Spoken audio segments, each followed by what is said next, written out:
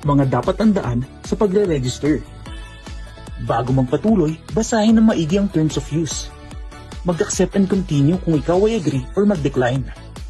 Gumamit ng contact number. Siguraduhin lamang na ito ay active. Mag-create ng password. At i-input ang iyong full legal name na tugma sa iyong government-issued ID.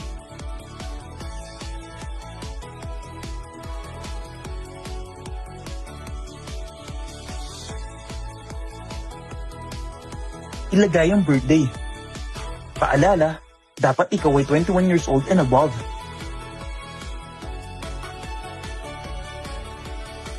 I-fill out lang ng tama at accurate ang iba pang impormasyon.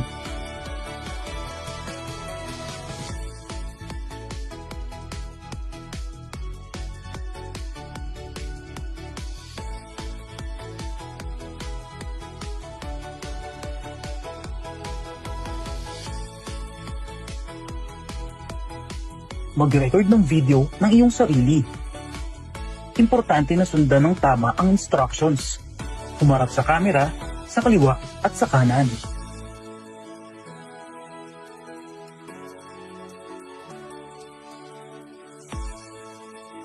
Mag-selfie hawak ang iyong ID.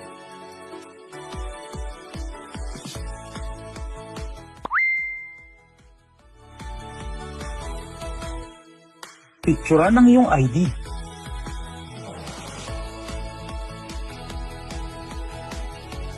Bago mag-submit, siguraduhin tama ang lahat ng impormasyon na in-input.